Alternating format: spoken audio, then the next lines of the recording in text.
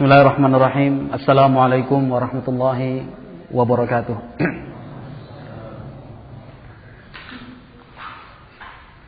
Innal hamdalillah nahmaduhu wa nasta'inuhu wa nastaghfiruh wa na'udzu billahi min shururi anfusina wa min sayyiati a'malina. Man yahdihillahu fala mudilla lahu wa man yudlil fala hadiya lahu. Ashhadu an la ilaha illallah wahdahu la syarika lah wa ashhadu anna Muhammadan abduhu wa rasuluh sallallahu alaihi wa ala alihi wa ashabihi wa man tabi'ahum bi ihsan ila yaumiddin. Qala Allahu azza wa jalla fi kitabihil aziz, ya ayyuhalladzina amanu taqullaha haqqa tuqatih wa la tamutunna illa wa antum muslimun. فإن أصدق الحديث كتاب الله وخير الهدى هدى نبينا محمد صلى الله عليه وسلم وشر الأمور محدثاتها فإن كل محدثة بدعة وكل بدعة ضلالة وكل ضلالة في النار. Ikhwan wal akhwat rahimani wa rahimakumullah. Alhamdulillah, segala puji bagi Allah Subhanahu wa taala yang tetap terus memberikan nikmat untuk kita, nikmat yang tidak bertepi dan tidak berbatas. Hanya Dia, Allahu Rabbul Alamin, yang mengetahui berapakah jumlah nikmat yang telah dicurahkannya untuk kita. Alhamdulillah, hanya kepadanya kita memuji, kita memohon pertolongan dan meminta perlindungan dari keburukan jiwa dan amalan-amalan yang telah kita kerjakan. Mudah-mudahan di akhir sisa umur yang diberikan Allah Subhanahu wa taala ini, hingga pada akhirnya nanti, taufik dan hidayah dari Allah Subhanahu wa taala masih senantiasa menemani dan menaungi setiap langkah kaki kita. Ikhwan wal akhwat rahimani wa rahimakumullah. Rasulullah sallallahu alaihi wa alihi wasallam di dalam sebuah kesempatan memberikan sebuah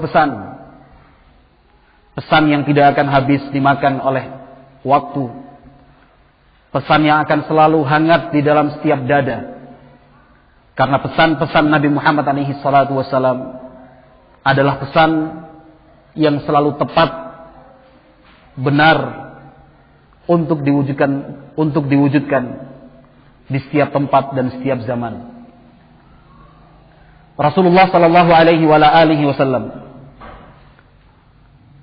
menyampaikan sebuah pesan di dalam hadis Abdullah bin Abbas radhiyallahu taala anhuma, yang disahihkan oleh Syekh Al-Albani rahimahullahu taala di dalam kitab Sahih At-Targhib wa Tarhib. Kata Rasulullah sallallahu alaihi wasallam li rajulin wa huwa ya'idhuhu, igtanim khamsan qabla khamsin. Kata Rasulullah sallallahu alaihi wasallam, manfaatkan 5 kondisi sebelum datang 5 kondisi yang lainnya. Syababaka qabla haramik, wa sihhataka qabla saqamik, wa ghinaka qabla fakrik, wa faraghaka qabla syughlik, wa hayataka qabla mautik. Kata Rasulullah sallallahu alaihi wasallam, manfaatkan masa mudamu sebelum tiba masa di mana engkau bertambah usia. Manfaatkan masa-masa sehatmu sebelum datang masa sakit. Manfaatkanlah ketika engkau diberi kecukupan oleh Allah Subhanahu wa taala sebelum datang dan jatuhnya saat di mana engkau merasa kekurangan. Manfaatkan masa luang dan longgarmu sebelum engkau disibukkan dengan berbagai macam kegiatan dan aktivitas, dan manfaatkan hidupmu sebelum datang kematian.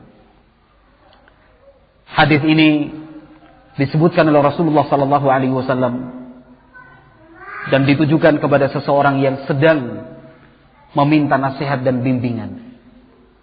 Akan tetapi nasihat dari Rasulullah sallallahu alaihi wasallam ini berlaku juga untuk kita semua. Untuk seluruh umat Nabi Muhammad alaihi salatu wasallam. yang beliau sebutkan di dalam nasihat ini adalah 5 keadaan yang mewakili setiap sendi-sendi serta perjalanan hidup kita di dunia. Tidak akan mungkin kita terlepas dari 5 keadaan ini. Dan semuanya berputar sebagaimana ketentuan dan kepastian dari Allah Subhanahu wa taala. Tidak akan pernah mungkin bisa berubah-ubah. Hidup di dunia ini datang silih berganti keadaan dan kondisinya. Tidak mungkin seorang hamba itu selalu dalam keadaan muda. Karena suatu saat dia harus menginjak usia tua. Tidak mungkin kita akan hidup di dunia ini dalam keadaan sehat terus menerus tanpa sakit dan penyakit. Sesuatu yang tidak mungkin. Bahkan kita berharap dengan adanya sakit dan penyakit tersebut, Allah Subhanahu wa taala menginginkan dengannya kebaikan untuk kita. Karena dengan kesabaran seorang hamba menghadapi sebuah penyakit, itu akan menjadi sebab kesalahan dan dosa yang dia perbuat digugurkan olehnya.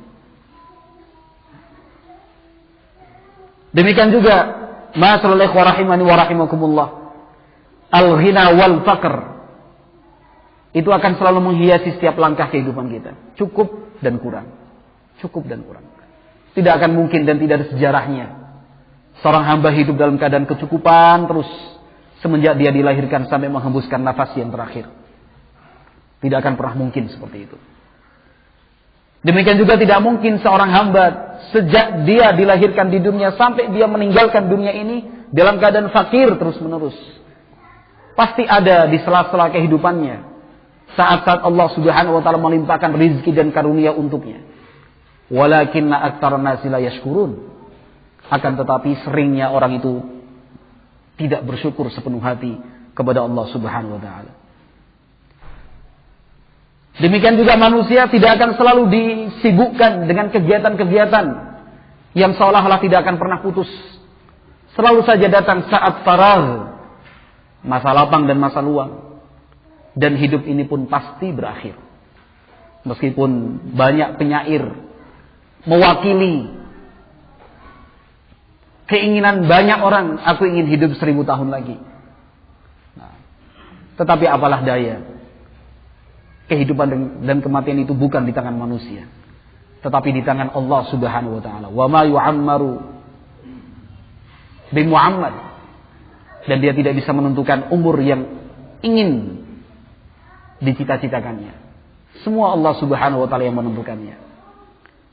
Rasulullah sallallahu alaihi wasallam di dalam kesempatan yang lain, hadis Ibnu Abbas juga, tetapi yang meriwayatkannya kali ini adalah Imam Al-Bukhari rahimahullahu taala, dari kelima jenis nikmat ini Nabi Muhammad alaihi salatu wasallam menyebut 2 secara khusus.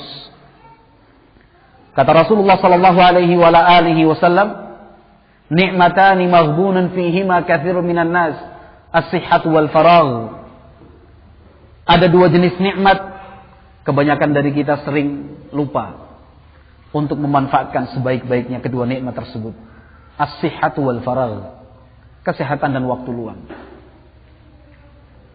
Kesehatan saat ini, ma'asyiral ikhwah rahimani wa rahimakumullah, menjadi sebuah komoditas politik. Menjadi bagian dari janji-janji dari mereka yang menginginkan kedudukan dan jabatan. Pada zaman ini kesehatan menjadi sesuatu yang didamba dan diidam-idamkan oleh setiap orang. Karena siapapun tidak akan pernah terlepas dari yang namanya sakit dan penyakit. Biaya kesehatan begitu tinggi menjulang. Tidak setiap orang mampu untuk menyelesaikan biaya-biaya tersebut. Bahkan telah muncul kondisi kaum muslimin yang memilih sikap berputus asa melihat biaya kesehatan yang begitu terdongkrak naik, sementara kemampuan cukup dan pas-pasan saja, lebih bagus dirawat di rumah ala kadarnya. Kalau sudah mati, kalau meskipun nanti mati, itu sudah ketentuan dari Allah Subhanahu wa taala. Sampai ada yang mengambil sikap seperti itu karena biaya yang begitu tinggi. Nah, dulu Ada beberapa jenis penyakit yang merasakannya hanyalah kalangan raja dan menteri. Tetapi saat ini penyakit-penyakit tersebut yang merasakannya pun rakyat jelata. Asam urat misalnya. Dulu yang punya penyakit asam urat nggak ada. Rakyat jelata, kaum papa, budak sahaya. Tidak ada zaman dulu. Kita kilas balik 100, 200, 400 tahun yang lalu. Asam urat itu yang merasakannya hanya para raja. Karena mereka lah yang mengkonsumsi makanan-makanan penyebab penyakit asam urat. Tetapi sekarang orang miskin sekalipun penyakitnya sudah macam-macam. Kanker, jantung, obesitas, diabetes mellitus, dan sekian banyak penyakit yang dulu hak mutlak para raja, sekarang sudah diperebutkan oleh kaum miskin dan rakyat jelata. Maka ikhwati fillah yang dimuliakan dan dirahmati Allah Subhanahu wa taala, Rasulullah sallallahu alaihi wasallam menyebut secara khusus nikmat ini, nikmat sehat. Karena memang kesehatan itu memiliki bagian terpenting dari lingkaran ibadah yang telah diwajibkan oleh Allah Subhanahu wa taala untuk kita di dalam mengisi kehidupan. Setiap bentuk ibadah tidak akan bisa mungkin terwujud tanpa didukung oleh kesehatan yang prima. Tidak akan mungkin itu. Oleh karena itu, ma'asyiral ikhwah rahimani wa rahimakumullah, ada di antara ulama salaf kita. Mereka yang mengalokasikan waktu kehidupan mereka dalam sepekan sekali, dalam 2 pekan sekali, hanya untuk mengunjungi rumah sakit di mana kaum muslimin itu dirawat di sana. Mereka datang ke rumah sakit dan klinik-klinik umum itu untuk mengunjungi dan menjenguk kaum muslimin yang sedang terbaring sakit. Bukan karena mereka memiliki hubungan kekerabatan, teman dekat dan sahabat, atau ada tetangga kita di klinik dan rumah sakit umum di sana. Tetapi yang mendorong mereka untuk mendatangi rumah sakit tersebut adalah untuk mendukung dan mempermudah di dalam mewujudkan syukur kepada Allah Subhanahu wa taala. Melihat secara langsung orang yang sakit tentu akan lebih mengena di dalam hati. Akan meringankan kita untuk bersyukur kepada Allah Subhanahu wa taala. Ternyata bersyukur itu tidak sulit. Ternyata bersyukur itu mudah dan ringan. Kita bisa memperhatikan orang-orang yang terjatuh sakit. Mungkin kebiasaan kita selama ini menjenguk orang sakit adalah orang yang kita kenal. Keluarga dan kerabat kita, tetangga dan sahabat kita. Tetapi kita akan bisa menemukan sensasi yang berbeda pada saat kita datang ke rumah sakit dengan membawa satu kardus berisi bingkisan-bingkisan kecil. Di dalamnya ada secari kertas berisikan doa dan terjemahannya. Ditambahkan dengan beberapa jenis makanan-makanan ringan. Diikat dengan pita yang tidak terlalu mahal. Bingkisan sederhana. Tetapi kita masuk ke bangsal-bangsal rumah sakit itu. Kita baca setiap namanya. Pastikan orang tersebut adalah muslim. Dilihat dari zahirnya. Nama mungkin Muhammad Ilyas, Siti Aminah, Rizki Auliaullah. Misal kita baca nama yang tercantum di dalam papan, di atas papan nama pasien di rumah sakit tersebut. Kita datang, Assalamualaikum. Waalaikumsalam. Betul dengan Bapak Muhammad Ilyas? Oh iya. Panjenengan siapa? Saya adalah saudara Bapak dari jauh. Siapa ya? Kalau Bapak tidak ingat, mungkin juga karena mungkin kita belum pernah bertemu. Sebuah sensasi yang berbeda. Rasakan. Keperluannya? Oh tidak. Ada sebuah hadiah kecil buat Bapak. Monggo dilihat, dibuka. Saya hanya bisa berdoakan kepada Allah Subhanahu wa taala, mudah-mudahan Bapak diberi kesabaran. Keluarga juga yang saat ini sedang menanti, menunggu, menemani. Mudah-mudahan sabar. Setiap penyakit itu ada obatnya. Yakinlah bahwa Allah Subhanahu wa taala selalu bersama dengan kita. Dengan kata-kata seperti itu. Setelah itu, begitu Pak, saya mohon pamit dulu. Assalamualaikum. Waalaikumsalam. Sensasinya berbeda.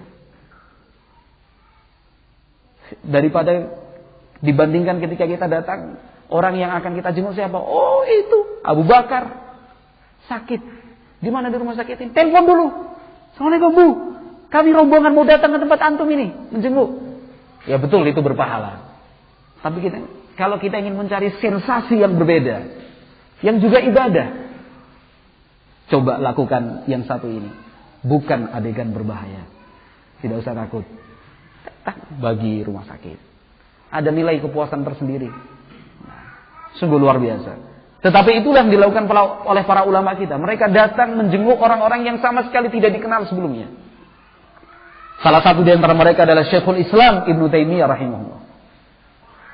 Syekhul Islam Ibnu Taimiyah rahimahullah, kalau kita mau membaca biografi beliau secara lengkap, ada di antara beberapa baris dari biografi beliau rahimahullah ta'ala. Ternyata beliau punya kebiasaan seperti itu. Datang ke rumah sakit milik pemerintah, milik penguasa saat itu, untuk menjenguk orang sakit, mendoakan, Assalamualaikum, Allah yashfik, tahur la ba'sa insyaallah, isbir, sabran jamila. Atau mungkin kita ingin berpikir terbalik. Apa yang akan kita bayangkan jika kitalah menjadi pasien yang dijenguk oleh orang yang tidak kita kenal sekalipun? Apa rasanya? Masya Allah. Tetapi yang lebih daripada itu, ikhwati fillah, yang dimuliakan dan dirahmati Allah Subhanahu wa taala, tujuan kita menjenguk bukan hanya untuk menunaikan hak seorang muslim, tetapi untuk membantu kita bersyukur kepada Allah Subhanahu wa taala betapa sehat itu nikmat, sehat itu mahal. Nah. Tetapi pembahasan kita kali ini, ikhwan wal akhwat yang dimuliakan dan dirahmati Allah Subhanahu wa taala, adalah pesan Rasulullah sallallahu alaihi wasallam yang pertama, yaitu syababaka qabla haramik. Masa syababmu sebelum datang masa harammu. Nah. Al-Imam Ibnu Jauzi rahimahullahu taala, kita perlu membaca keterangan dari beliau rahimahullah untuk melihat secara pengertian Islam, anak muda itu dikatakan muda dalam usia berapa? Dan pada usia berapakah usia muda itu dikatakan berakhir? Jangan-jangan merasa sudah tua padahal dia masih dalam kategori anak muda. Dan itu yang sering terjadi. Alah, biasa anak-anak muda itu. Padahal dia sendiri ternyata masih dalam kategori sebagai anak muda. Al-Imam Ibnul Jauzi rahimahullahu ta'ala, beliau menulis sebuah, kita katakan sebuah ringkasan dari fase-fase kehidupan manusia dilihat dari umurnya. Beliau membagi umur manusia itu, beliau membagi fase kehidupan manusia dilihat dari sisi umur dan usia menjadi 5 fase. Nah, fase yang pertama adalah semenjak dia dilahirkan ke dunia sampai masa baligh. Ini fase yang pertama. Kemudian fase yang kedua, min zamani bulughihi ila nisyabihi wa dzalika ila tamami 35 sanatan wa huwa zamanus syabab. Kemudian beliau berbicara tentang fase yang kedua, yaitu semenjak dia baligh sampai akhir masa mudanya, yaitu genap berusia 35 tahun. Dari sejak baligh sampai genap 35 tahun, inilah yang dikatakan sebagai masa muda, syabab. Kemudian fase yang berikutnya, fase ketiga adalah min zalika zaman ila tamami 50 sanah. Dari usia 35 sampai 50 tahun. Ini disebut sebagai zaman kuhulah. Zaman kuhulah. Nah, orang tua yang dewasa. Kemudian yang keempat, min ba'dil 50 ila tamami 70. Dari usia 50 sampai 70. Wadzalika zamanus syaikhukhah. Ini baru fase yang keempat. Fase syekh. Orang tua yang sudah lanjut usia. Wal khamisu ma ba'da 70 ila akhirul umur wa huwa zamanul haram. Yang kelima adalah dari usia 70 sampai batas akhir kehidupan dia. Ini yang disebut dengan haram. Syababaka qabla haramik. Ini pernyataan dari Imam Ibnul Jauzi rahimahullah ta'ala yang membagi manusia menjadi 5 fase. Sejak dia dilahirkan sampai baligh, dari baligh sampai usia 35, 35 sampai 50, 50 sampai 70, 70 sampai terakhir. Nah, sehingga sekarang ini, dalam pembahasan ini, apabila kita menggunakan istilah masa-masa muda, atau kita mengungkapkan istilah anak muda dan pemuda, maka yang dimaksud adalah mereka yang telah mencapai usia baligh sampai mereka yang berusia 35 tahun. Kalau dalam kebiasaan perundang-undangan Indonesia, anak muda itu terhitung sampai usia 40 tahun. Kan gitu. Maka yang tergabung dalam Karang Taruna itu, yang sebagian daerah mungkin sudah mati, yang sebagian lain masih mempertahankan sebuah lembaga yang bernama Karang Taruna, maksimal sampai usia 40 tahun. Tetapi kita pilih pendapat Imam Ibnul Jauzi rahimahullahu ta'ala yang menyatakan bahwa anak muda itu terhitung dari anak yang baligh sampai dia mencapai usia 35 tahun. Jadi kita sekarang sama-sama muda. Sekarang kita sama-sama muda. Karena saya pun belum sampai 35 tahun. Ikhwati fillah yang dimuliakan dan dirahmati Allah Subhanahu wa taala.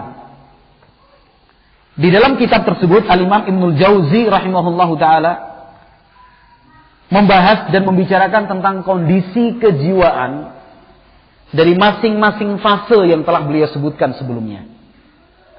Namun dalam pertemuan kita pagi ini yang akan kita sebutkan dan kita nukil adalah sedikit keterangan dari Al-Imam Ibnul Jauzi rahimahullahu taala tentang fase asy-syabab, fase muda.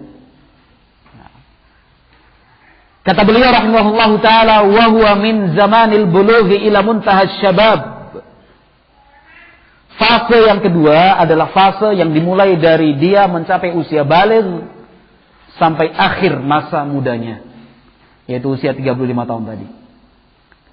Coba kita perhatikan apa yang beliau sebutkan di sini. Wa hadha huwal mausimul a'zam alladhi yaqa'u fihi al-jihad lin-nafsi wal hawa wa ghalabati syaitan. Fase ini adalah fase terberat yang harus dihadapi oleh setiap insan. Fase inilah yang di dalamnya terdapat jihad melawan nafsu dan hawa, serta melawan godaan serta bujuk rayu dari syaitan. Wa bi siyanatihi yahsulul qurbu minallahi ta'ala wa bi tafriti fihi yaqa'ul khusranul 'azim wa bis sabri fihi 'ala zalali yusna 'ala sabirin kama athna Allah 'azza wa jalla 'ala Yusuf alaihi salatu wassalam idh law zalla man kana yakun. Kesimpulan yang sedang kita alami dan akan kita rasakan sampai usia 35 tahun. Meskipun tidak menutup kemungkinan apa yang akan kita rasakan sampai usia 35 masih juga kita rasakan setelah lebih dari usia 35 tahun. Tetapi ini secara umum gambarannya demikian. Al-Imam Ibnul Jauzi rahimahullahu ta'ala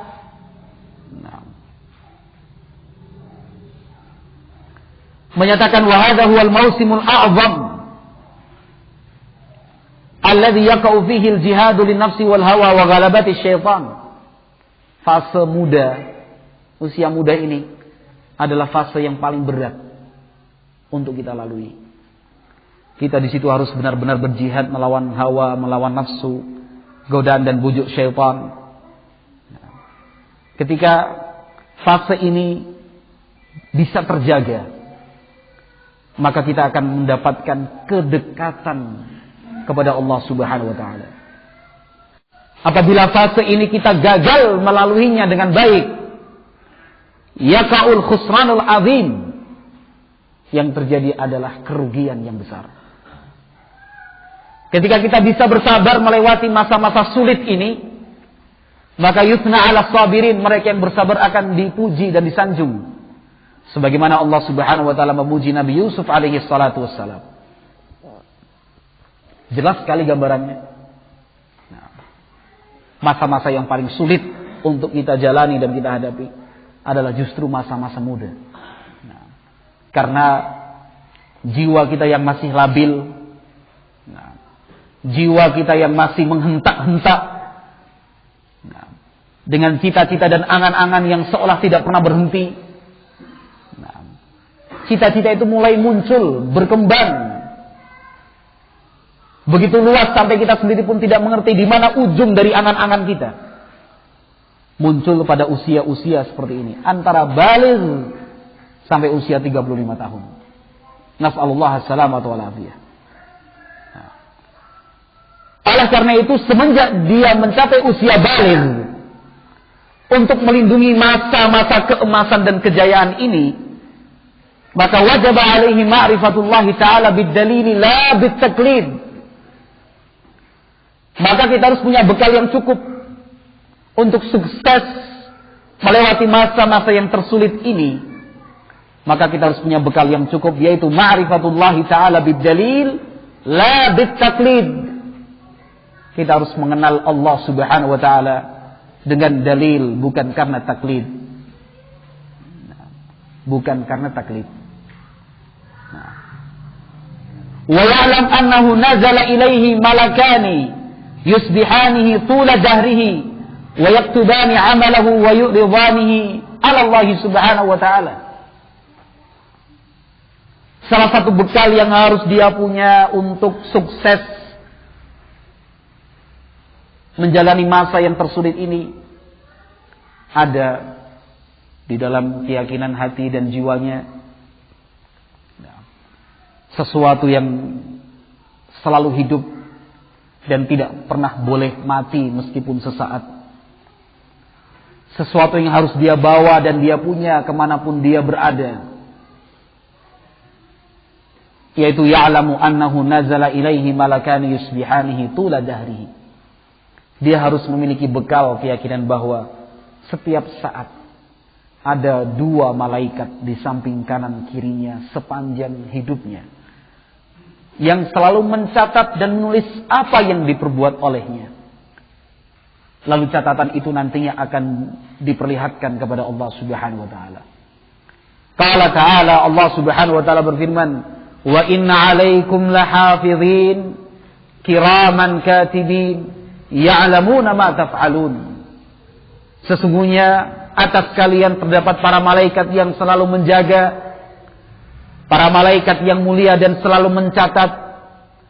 Mereka mengetahui semua yang kalian kerjakan. Qala Muhammad ibn al-Fadli, "Mundu 40 sanatan ma amlaitu ala katibi sayyi'atan walau fa'altu lastahyaitu minhuma." Salah seorang ulama salaf kita yang bernama Muhammad ibn al-Fadl rahimahullahu ta'ala mengatakan, sejak 40 tahun yang lalu aku tidak pernah mendiktekan untuk malaikat pencatatku aku kejelekan pun. Seandainya aku lakukan itu, tentu akan aku malu. Tentu aku akan malu. Nah, dengan kedua malaikat tersebut, apalagi kepada Allah Subhanahu wa ta'ala. Ini bekal yang begitu bermanfaat insyaallah. Apapun yang kita kerjakan, malaikat mencatatnya.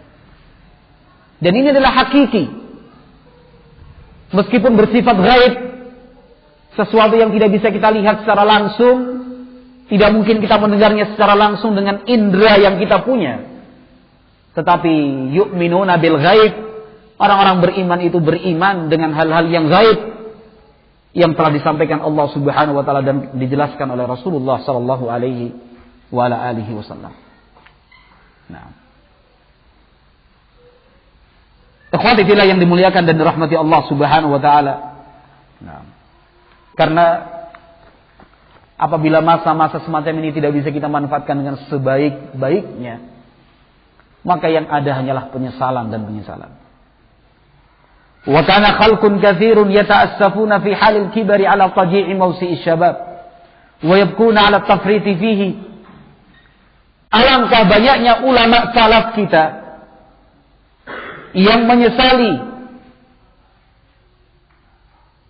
Masa-masa muda mereka yang terlewatkan begitu saja sia-sia. Mereka menangisi masa muda mereka yang telah habis. Mereka semua berangan-angan, laitas syababa ya'udu yauman ma. Seandainya masa mudaku itu kembali meskipun sehari saja, aku akan berbuat ini dan aku akan berbuat itu. Tetapi masa muda tidak akan pernah mungkin kembali lagi. Falyutilil qiyama man sayaq'ud wal yukthiris siyama man sayajiz. Kata Imam Ibnul Jauzi rahimahullah, maka hendaknya para pemuda memperbanyak berdiri qiyamul lail, karena suatu saat dia akan terduduk tidak mampu berdiri. Hendaknya para pemuda memperbanyak puasa sebelum tiba saatnya dia lemah sehingga tidak mungkin bisa berpuasa. Para pemuda hendaknya melihat fi ayyi maqamin huwa. Dia sekarang berada di posisi mana? Masing-masing harus melihat posisinya sendiri. Wa man zalla fi syababi falyanzur aina ladzatuha. Barang siapa yang tergelincir sehingga tidak bisa memanfaatkan masa mudanya dengan baik, hendaknya dia perhatikan, dia pelajari di mana kelezatan-kelezatan yang pernah dia rasakan itu.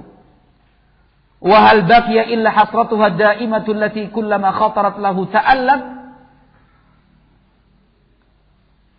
Hendaknya dia lihat, bukankah yang tersisa saat itu hanyalah penyesalan yang terus-menerus selalu ada dan muncul. Setiap kali muncul dia selalu merasa bersedih. Fasara dzikruha ukubatan. Sehingga ketika dia teringat masa mudanya yang terlewatkan begitu saja, dia bersedih, dan itu menjadi salah satu hukuman dari Allah Subhanahu wa taala. Ada seseorang yang saat mudanya punya hobi mentato tubuh. Pasang tato, mawar, sini Garuda. Garudanya pun dengan cakarnya yang demikian. Kakinya pun seperti itu. Betis luar, betis dalam. Itu saat mudanya. Tapi ketika dia sudah punya anak, mulai sadar sedikit. Setelah itu mulai ngaji, alhamdulillah kenal salaf. Ternyata benar seperti yang dikatakan oleh Imam Ibnul Jauzi rahimahullah. Mungkin itu adalah salah satu hukuman dari Allah Subhanahu wa taala. Setiap kali melihat tatonya, seakan-akan dia dipalingkan dengan sejarah yang telah dia perbuat dahulu. Sehingga sehari-hari yang ada hanyalah penyesalan sedih. Tidak mungkin kan orang seperti ini lalu bisa melupakan sepenuhnya apa yang telah dia perbuat di masa muda. Tidak akan mungkin. Sesuatu yang cacat di dalam tubuhnya misalnya, akibat dari perbuatan kotor dan perbuatan jelek dia ketika usia muda, itu tidak akan pernah hilang. Kaki yang patah misalnya, telinga yang tergores, dan sedikit bagiannya terputus misalnya, gigi yang tanggal, rambut yang seperti itu. Ketika dia akhirnya mendapatkan hidayah dari Allah Subhanahu wa taala, sulit dia bisa melupakannya. Kemana-mana selalu sedih. Semakin dia bertambah keilmuannya, semakin dia bertambah bersedih. Karena dia semakin menyadari itu salah, ini salah, itu salah. Memang godaan yang ditawarkan oleh syaitan untuk para pemuda itu begitu manis dan lezat. Sesaat setelah terjadi baru menyesal. Ikhwati fillah yang dimuliakan dan dirahmati Allah Subhanahu wa taala, tidak sedikit, saya katakan tidak sedikit, pertanyaan itu muncul berdatangan. Bukan hanya kepada saya, tetapi kepada sekian banyak ustaz. Entah itu berupa SMS, surat, email, atau bahkan ada di antara mereka yang datang secara langsung bertanya, berhadap-hadapan muka. Ya Ustaz, saya telah terjatuh dalam perbuatan zina. Waliyadzubillah. Saya katakan tidak sedikit. Karena Allah Subhanahu wa taala memberikan hidayah untuk siapapun yang dikehendakinya. Mungkin dulu dia tidak mengenal hidayah. Mungkin dulu dia tidak begitu tertarik untuk belajar agama. Tetapi siapa yang tahu hidayah itu ada di tangan Allah Subhanahu wa taala, orang itu mendapatkan hidayah. Ada seseorang bahkan datang dengan keadaan tubuhnya yang kurus. Hampir habis dagingnya, dimakan oleh tulang-tulang tubuhnya sendiri. Berapa rumah sakit dia datangi? 1, 2, 3. Semua hasil diagnosa, hasil ronsen dan sebagainya normal. Tetapi ternyata dia mengaku telah terjatuh dalam perbuatan keji itu. Sehingga yang membuat habis badannya bukan penyakit, tetapi penyesalan dan rasa bersalahnya. Penyesalan dan rasa bersalahnya. Tetapi yang seperti itu tidak mungkin diobati, tidak mungkin diperbaiki. Semua itu telah terjadi. La haula wala quwata illa billah. Sekarang apa yang harus dilakukan? Kita kembali kepada firman Allah Subhanahu wa taala, "Innal hasanati yudhibnas sayyi'at." Sesungguhnya kebaikan-kebaikan itu yang dikerjakan seorang hamba akan bisa menghapuskan dan menggugurkan kesalahan. Untuk ditegakkan hukum had sebagai pensuci dan pembersih dosanya, di negeri kita tidak mungkin. Kalau itu mungkin dikerjakan, dia akan memilihnya dilaksanakan hukum had. Tetapi ikhwati fillah yang dimuliakan dan dirahmati Allah, di negeri ini sekali lagi belum bisa kita tegakkan seperti itu. Karena hukum-hukum had hanya boleh ditegakkan oleh penguasa, bukan masyarakat biasa. Sehingga kehidupannya adalah kehidupan yang gersang. Meskipun dia belajar agama terus, qala Allah wa qala Rasul, bukannya dia bertambah gembira, tetapi dia bertambah bersedih. Ketika dia membaca ayat dan hadis Nabi Muhammad SAW tentang dahsyatnya siksa dan hukuman dari Allah Subhanahu wa taala, dia bertambah bersedih. Ketika dia membaca ayat dan hadis Nabi Muhammad SAW tentang surga dan kenikmatannya, dia bukannya bergembira tetapi bertambah bersedih. Apakah mungkin aku akan bisa diizinkan masuk oleh Allah Subhanahu wa taala ke dalam surganya, sementara kesalahan dan dosaku ini belum dibersihkan dengan hukum had? Itu adalah sebuah konsekuensi. Meskipun sudah nasihat sedikit-sedikit dimasukkan. Yakinlah bahwa Allah Maha memberikan ampun. Yakinlah Allah Ghafurur Rahim. Yakinlah bahwasanya tidak ada satupun dosa yang tidak dimaafkan dan tidak diampuni oleh Allah Subhanahu wa taala. Tetapi seperti yang dikatakan oleh Imam Ibnu Jauzi rahimahullah, kullama khatarat lahu ta'allama fasara dzikruha uqubatan. Setiap kali dia teringat, dia semakin bersedih hati. Sehingga kesedihan seperti itu justru menjadi sebuah hukuman untuknya. Nas'alullah as-salamata wal afiyah. Maka sebelum itu terjadi, mari kita manfaatkan masa muda ini sebaik-baiknya. Wa kana ba'du salafi rahimahullahu taala yaqul wadidtu law anna yadayya quti'ata wa ghafara li an dhunubis syabab. Sebagian salaf rahimahullahu taala mengatakan, sungguh aku ingin seandainya kedua tanganku ini dipotong. Seandainya aku tidak punya dua tangan, kemudian dosa-dosa yang pernah aku perbuat ketika masa muda itu diampuni oleh Allah Subhanahu wa taala. Ini nasihat para ulama. Karena bagaimanapun juga kesalahan dan dosa itu seringnya diperbuat dan dilakukan oleh tangan pada prakteknya. Maka benar sekali apa yang dikatakan Nabi Muhammad SAW, "Ightanim khamsan qabla khamsin." Manfaatkan 5 hal sebelum datang 5 hal yang lainnya. Syababaka qabla haramik. Masa mudamu sebelum datang masa tuamu. Ikhwati fillah yang dimuliakan dan dirahmati Allah Subhanahu wa taala. Sebagai pemuda dan pemudi,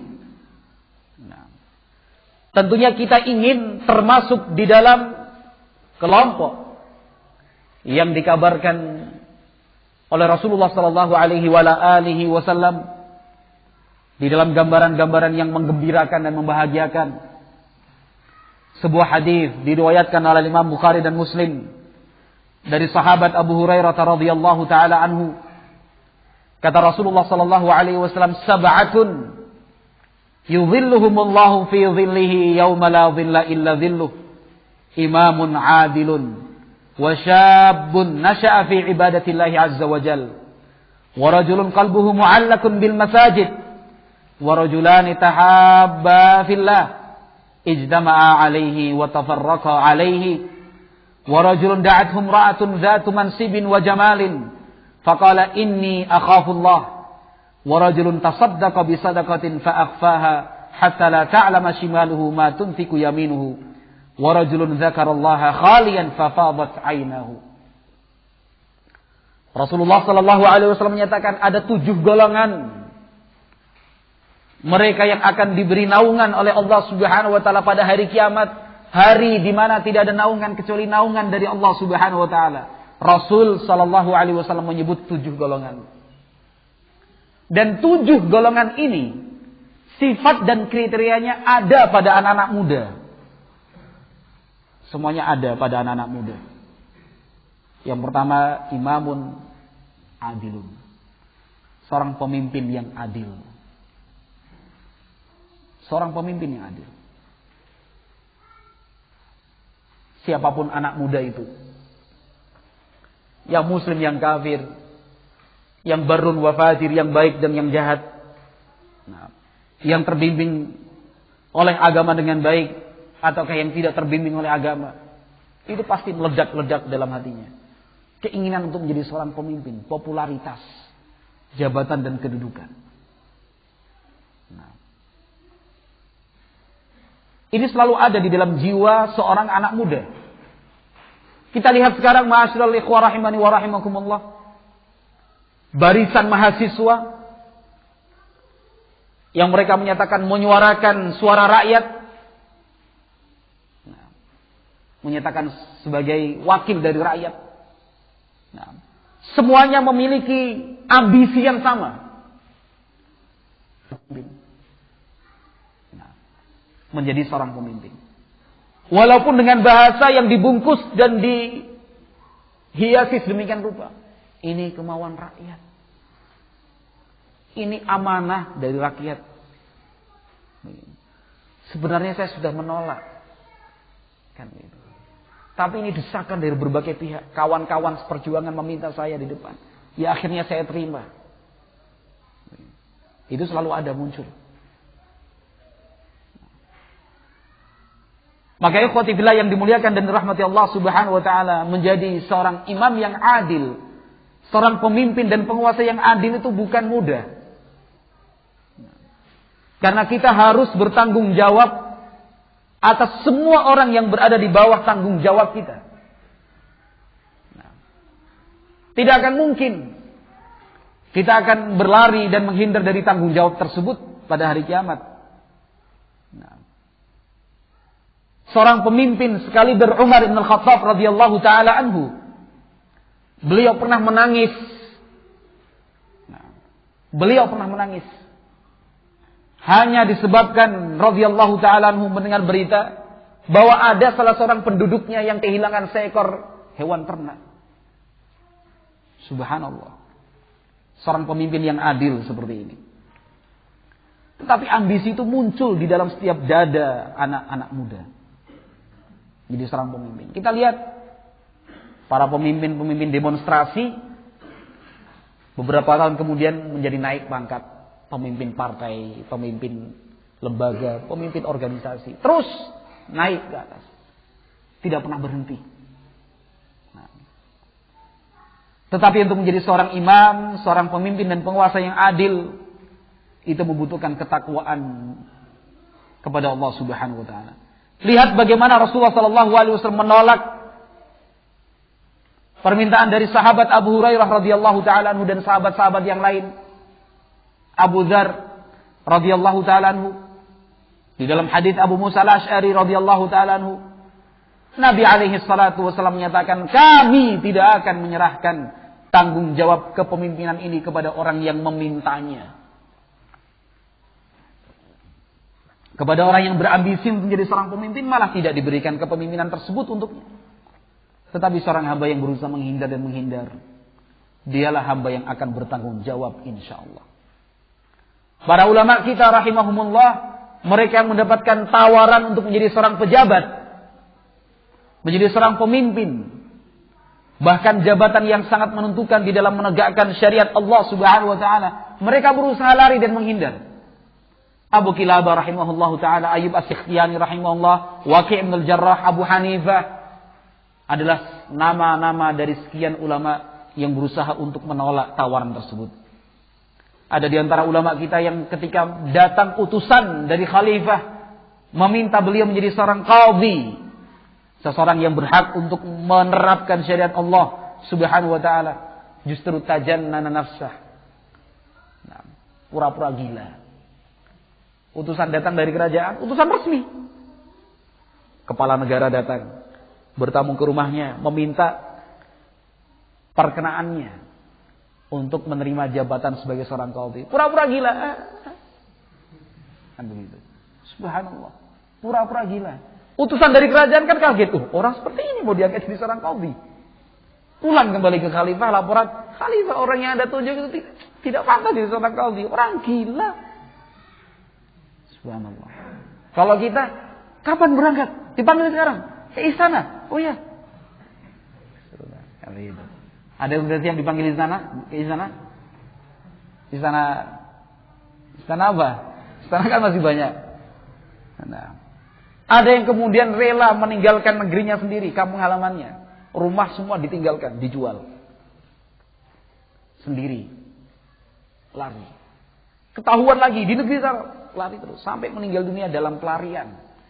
Ada seorang ulama meninggal dunia dalam pelarian. Pelarian karena dikejar-kejar sebagai penjahat? Bukan. Pelarian itu kenapa? Beliau lari karena tidak ingin ditunjuk sebagai seorang qadhi, seorang pejabat penting dalam kerajaan. Ada yang bahkan diancam, kalau kamu tidak memenuhi keinginan khalifah, akan kami rantai engkau, kemudian kami cambuk dengan cambuk-cambuk besi, kami kuliti kamu dengan sisir-sisir besi. Ternyata beliau lebih memilih sudah disisir saja pakai sisir besi. Ini para ulama kita, ulama salaf kita. Dipaksa menjadi seorang pejabat, bahkan mau disiksa biar mau jadi pejabat. Kalau sekarang kan tawaran itu bukan dari atas, malah dari bawah. Kalau bisa mengerjakan apa saja, yang penting saya jadi pejabat. Kan gitu. Dana dikeluarkan kampanye 3 miliar tidak tanggung-tanggung. Hanya untuk membuat poster dan membuat kaos. Dibagi-bagikan ke sana dan kemari. Nah, dan itu terjadi. Maka kita sebagai kaum muda, nah, mari kita arahkan ambisi kita. Bukan menjadi seorang pemimpin, bukan menjadi seorang penguasa. Nah, secara mutlak begitu saja. Akhirnya Allah Subhanahu wa taala menentukan kita menjadi bagian dari para pemimpin tersebut. Kita telah siap bekal dan mental menjadi seorang pemimpin yang adil. Minimalnya kita adalah pemimpin untuk diri kita sendiri. Dan suatu saat nanti kita semua dan saya sudah akan menjadi pemimpin di dalam keluarga masing-masing. Sudah menikah? Belum. Sudah menikah? Suatu saat nanti harus menjadi seorang pemimpin yang adil. Nah. Kullukum ra'in wa kullukum mas'ulun an ra'iyatihi, kata Nabi sallallahu alaihi wasallam. Masing-masing kalian ini adalah pemimpin dan masing-masing kalian akan diminta pertanggungjawabannya oleh Allah Subhanahu wa taala atas kepemimpinan yang dia pegang. Ini golongan yang pertama. Golongan yang kedua, wasyabun nasya fi ibadatillahi azza wa jal. Kelompok kedua yang pada hari kiamat nanti akan mendapatkan naungan dari Allah Subhanahu wa taala adalah seorang pemuda. Bukan satu saja, tetapi yang memiliki sifat seperti sifat orang ini. Pemuda nasya fi ibadatillahi azza wa jal. Dia tumbuh menghabiskan masa-masa mudanya itu di dalam ibadah kepada Allah Subhanahu wa taala. Berapa tahun kalau kita hitung-hitungan secara matematika itu? Dari sejak baligh sampai usia berapa tadi? 35 tahun. Sabar. Panjang tidak? Katakan 15 tahun kita baligh. Berapa tahun kita harus bersabar di dalam ibadah itu? Berapa tahun? 20 tahun. 20 tahun itu sebentar. Nah, kalau menghitung bulan purnama, berapa kali bulan purnama? Kan gitu. Tetapi itu hanya sebentar. Yang ketiga, rajulun qalbuhu mu'allaqun bil masajid. Ini juga terkait dengan anak-anak muda. Mereka yang hatinya selalu terikat, terkait dengan masjid. Nah, punya getaran-getaran halus dengan bangunan yang bernama masjid. Sebuah bangunan yang selalu dia rindukan. Karena di sana selalu ada kenyamanan dan ketentraman. Nah, berbeda ketika kita berada di dalam ruangan lain yang bukan masjid, bukan rumah Allah Subhanahu wa taala. Keinginan kita untuk melakukan segala sesuatu terbuka lebar. Tetapi saat kita berada di dalam masjid, apa yang kita rasakan? Selalu pikiran kita terarah, perbuatan kita pun demikian, motivasi, demikian juga dorongan-dorongan untuk berbuat baik itu selalu ada dan bermunculan. Nah, meskipun saat ini ikhwati fillah yang dimuliakan dan dirahmati Allah, masjid, beberapa masjid yang kita saksikan justru menjadi tempat wisata. Kan gitu ya. Masjid Agung Jawa Tengah, saya berikan contoh. Menara yang begitu tinggi menjulang. Di atasnya dipasang teropong-teropong yang bisa menembus bintang. Bisa melihat lautan, Laut Jawa. Nah, di bawahnya ada museum, taman-taman. Setiap pagi, Ahad pagi. Nah, muda-mudi kesana kemari, hilir mudik, jogging. Ada yang pakai motor. Subhanallah. Itu di area Masjid Agung, masjid terbesar satu provinsi Jawa Tengah. Masjid ini ya nggak ada apa-apanya. Ini paling cuma ruangan takmir seperti ini. Ada yang pernah ke sana? Jangan coba-coba. Ya kalau pas mampir saja. Tapi saya pernah ke sana, sampai naik ke atas juga, lihat terobong Laut Jawa. Jadi bisa bercerita. Bukan cuma sekedar cerita orang lain, tapi subhanallah. Kereta kelinci, tahu kereta kelinci? Yang bahan bakarnya begitu sederhana, anak-anak, toet-toet, balon, orang jualan. Nah, trek-trekan, tahu trek-trekan nggak? Tapi bukan trek-trekan motor, trek-trekan sepeda. Yang bannya besar. Saking semangatnya ini. Segala macam tempat tongkrongan. Ketika azan zuhur tiba, mereka masuk ke masjid, enggak keluar. Kalau enggak pura-pura enggak dengar. Pura-pura enggak dengar padahal dengar, subhanallah. Masjid sudah seperti itu, kompleks. Bahkan mungkin ada masjid bawahnya pertokoan, mall. Di Bandung ada katanya. Katanya mah ada. Tapi saya sendiri mah belum pernah lihat. Tapi subhanallah masjid seperti ini. Masjid pokoknya kalau sudah waduh capek ini, istirahat di mana?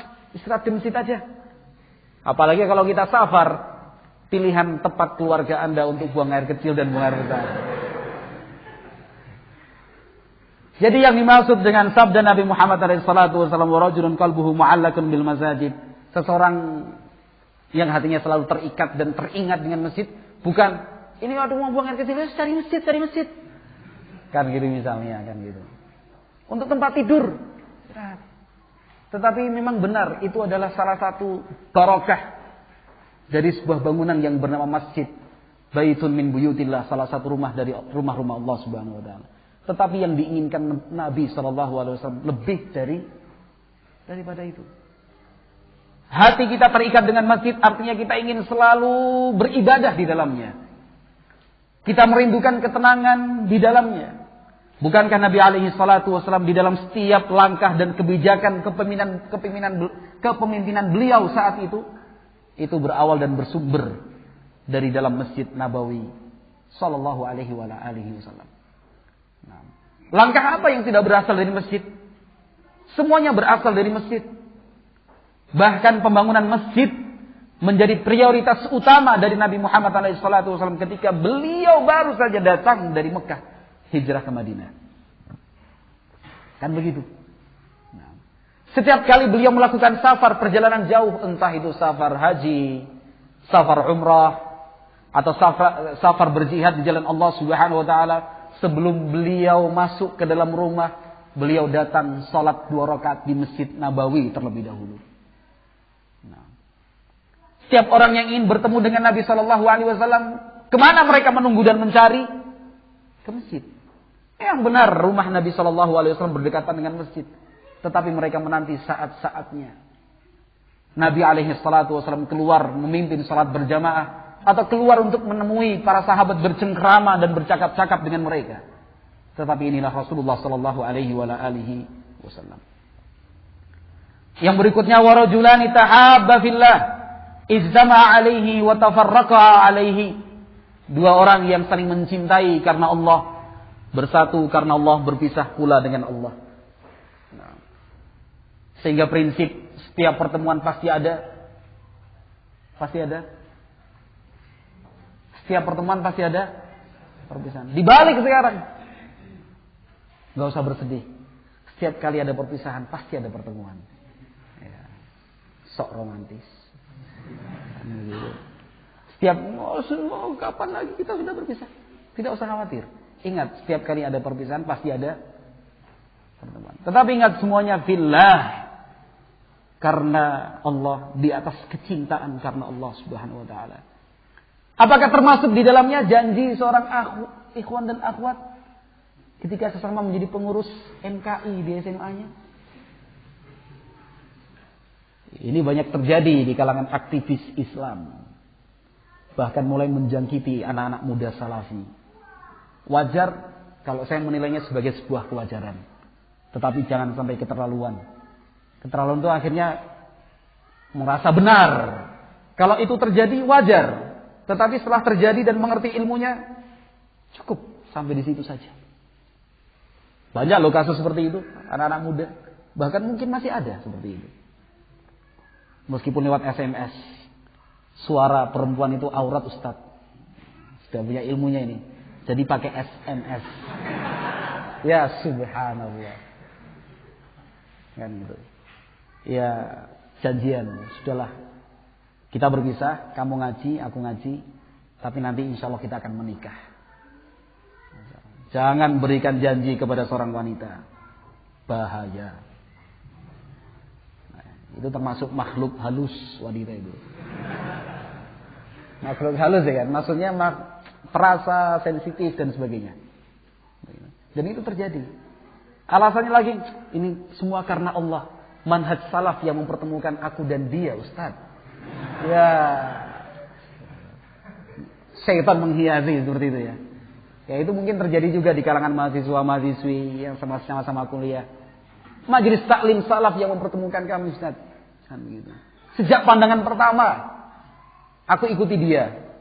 Kan gitu. Oh, ternyata anak fakultas itu, kos-kosannya di sana. Oh ya, cocok. Nah, jadi inceran prioritas pertama. Kan begitu. Tetapi apakah tepat kalau alasannya itu fillah? Karena Allah Subhanahu wa taala, ternyata tidak tepat. Itu semua bujuk rayu syaitan yang berusaha untuk menghias-hiasi. Itu sudah benar. Asalkan gak bertatap muka secara langsung gak apa-apa. Di balik tabir, chatting. Kan gitu. Sekarang pakai BBM gak apa-apa. Tukar-tukar faedah lah. Ya, itu syaitan seperti itu. Tukar-tukar faedah. Niatnya dakwah, Ustaz. Saya niatkan ini dakwah, kirim surat untuk dia, kirim SMS dan email untuk dia. Ada sebuah artikel bagus, kayaknya cocok buat dia. Dari mana kamu tahu dia artikel ini cocok buat dia? Kalau sebelumnya tidak ada hubungan yang dekat. Bahkan sampai ada sebuah pertanyaan kepada saya 1 bulan yang lalu kurang lebih.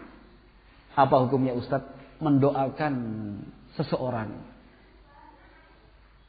yang pernah hinggap di hati kita, kayak burung aja, yang pernah hinggap di hati kita, tetapi orang itu sudah menikah dengan orang lain. Kita cuma ingin mendoakan kebaikan untuk dia. Saya jawab gak boleh. Sudah jadi milik orang lain. Belum tentu hati kita itu akan selamat, belum tentu. Apakah nanti tidak akan bisa menimbulkan madarat? Mungkin hari ini masih kita selamat, benteng kita masih kuat. Tapi kalau terus menerus Digoncang. Mau berapa lama bangunan itu akan bertahan kalau tidak kemudian retak kemudian hancur dan binasa. Kan begitu. Itu juga bangunan keimanan kita seperti itu. Mungkin hari ini kita masih bisa menjaga diri hanya sebatas SMS, kirim informasi, ada daurah hari ini di Ma'had Adwa'us Salaf. Itu tok. Cuma memberi informasi saja, Ustaz. Tapi pertanyaan informasi itu khusus untuk dia atau juga kepada semuanya? Itu akan bisa menjawab niatmu di mana? Ustaz, yang saya tahu juga cuma dia. Loh, kok yang kamu tahu cuma dia? Itu akan, ini saya yakin penyakit seperti ini masih ada, yakin sekali. Karena dimanapun anak muda itu ya betul. Di mana saja penyakit anak muda itu sama. Karena kita juga sama-sama muda. Gitu. Jadi saya juga bisa merasakan apa yang anak-anak muda saat ini merasakannya. Karena kita sama-sama muda. Tapi jangan berlindung untuk membenarkan sebuah perbuatan yang salah di balik ayat dan hadis Rasulullah SAW. Ada yang seperti itu alasannya. Saya pernah menemukan kasus seperti ini. Begitu semangatnya. Dakwah itu kan Masya Allah Ustaz. Dakwah itu ilal khair. Mengajak orang kepada manhaj salaf. Ini semua. Ayat dan hadis luar biasa dia hafalnya. Karena dia pernah bertanya apa hukumnya mengirimkan buku-buku terjemah untuk seorang akhwat Ustaz. Jadi contohnya tentang ikhwan, gak mungkin saya punya contoh tentang akhwat. Kalau ada contoh dari akhwat berarti saya harus membangun komunikasi dengan mereka. Dan itu kan tidak mungkin. Jadi contohnya ikhwan, saya ingin ngirim buku-buku terjemahan Ustaz. Ini untuk dakwah.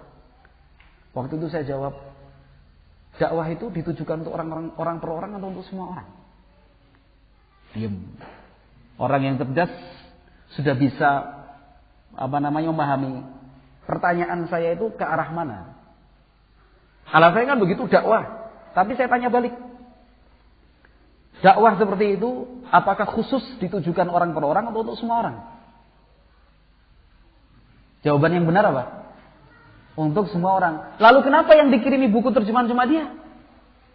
Seandainya alasan itu tetap kamu pegang, bukan cuma dia yang kamu kirimi. Tanggamu, pamanmu, simbahmu, misalnya kakak kandungmu, adik kandungmu, semua orang. Bukan milih satu saja di antara mereka, tidak mungkin. Berarti niatmu perlu diluruskan. Iya Ustaz, baru ngaku. Ya sebenarnya, kan begitu.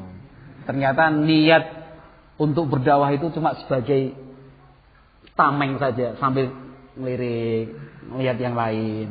Ini sekedar tameng saja. Nasallallahu alaihi wasallam. Karena itu bahaya loh. Kalau ini tidak segera diputus, nanti sudah menikah resmi, wajahnya masih terbawa di dalam mimpi. Survei membuktikan. Yang berikutnya, warajulun da'athum ra'atun dzatu mansibin wa jamalin. Faqala inni akhafullah.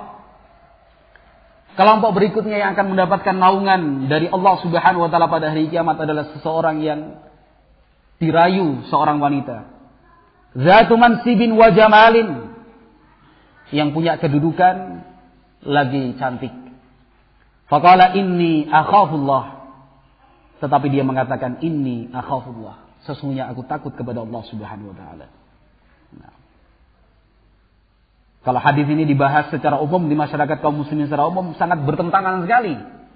Nah. Bukannya malah mengatakan inni akhafullah, bahkan berharap mbok saya yang seperti itu.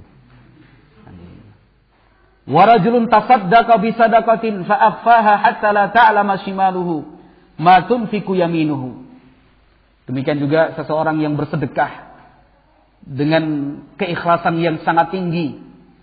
Dia sembunyikan perbuatan baik yang ia lakukan. Sampai digambarkan Nabi SAW tangan kirinya tidak mengetahui apa yang diperbuat tangan kanannya. Warajulun dzakarallaha khaliyan fa fadat aynahu. Dan seseorang yang mengingat Allah ketika dia dalam keadaan sunyi dan sepi, lalu mengalirlah air mata dari kedua matanya. Nah, ikhwati fillah yang dimuliakan dan dirahmati Allah Subhanahu wa taala, tentu kita harus memilih menjadi 7 menjadi bagian dari 7 kelompok ini, ataukah kita justru di luar lingkaran yang telah dijanjikan Nabi SAW di dalam hadis ini? Jawabannya kembali kepada kita masing-masing. Ikhwati fillah yang dimuliakan dan dirahmati Allah Subhanahu wa taala, yang membuat kita termotivasi dan ini seakan tidak akan pernah berhenti adalah sebuah penjelasan dari Al-Imam Ibnu Katsir rahimahullahu taala ketika beliau menafsirkan ayat Allah Subhanahu wa taala tentang Ashabul Kahfi, para pemuda yang dikenal sebagai Ashabul Kahfi. Allah Subhanahu wa taala berfirman, "Innahum fityatun amanu bi rabbihim wa zidnahum huda."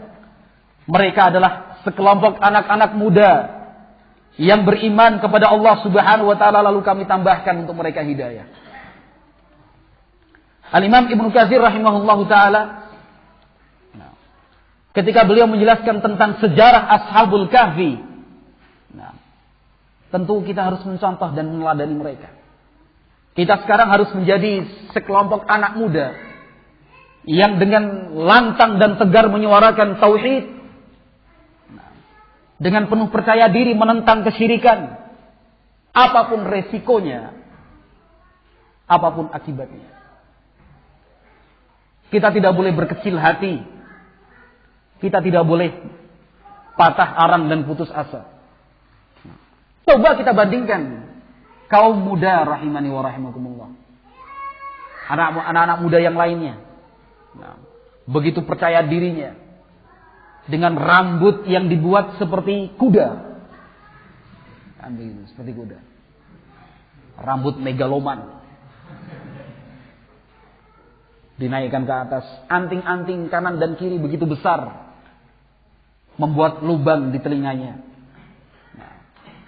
Telinga, hidung dibuatkan cincin di sana. Demikian juga disemir ke sana kemari. Kaos ketat yang membentuk tulang-tulang rusuknya. Saking kecil.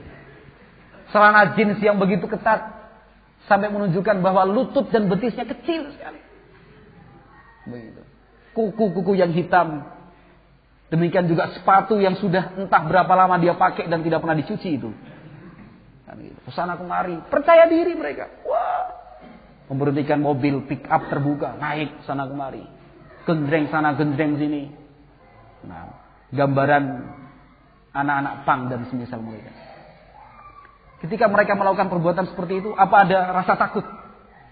Tidak. Pede, percaya diri. Bahkan mereka merasa ini loh anak muda yang sesungguhnya. Begitu.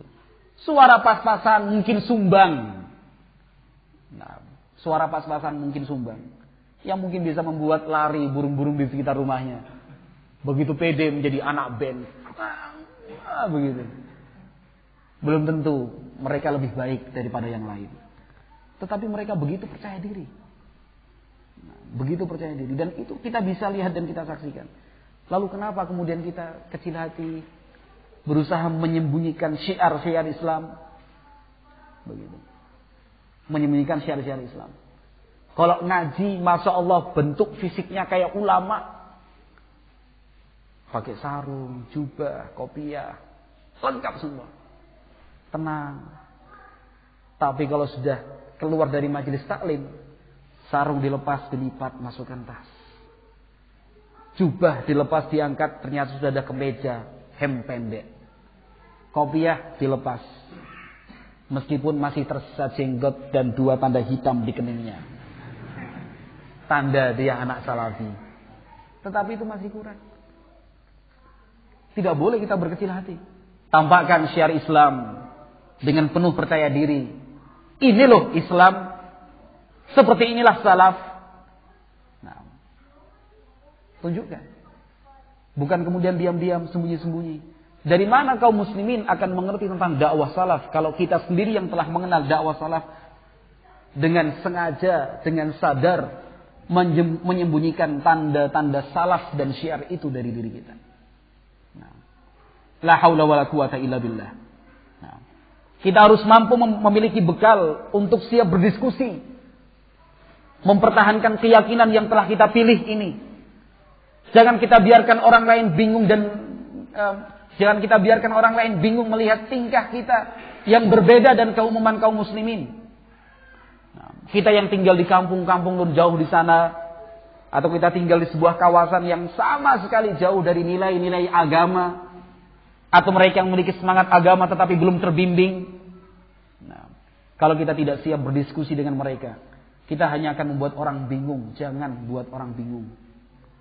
Nah, kembali ke kampung, di sebuah desa di bawah kaki gunung. Nggak pernah melihat orang sholat tanpa kunut ketika sholat subuh. Tanpa kunut ketika sholat subuh. Karena kebiasaan masyarakat di situ kalau sholat subuh pasti kunut. Ternyata kita nggak ikut-ikutan kunut. Setelah sholat berzikir bersama. La ilaha illallah. Semua kegiatan-kegiatan yang itu sebenarnya kebiasaan masyarakat setempat. Nah, yang besar kemungkinannya karena mereka jahil, mereka tidak punya ilmu.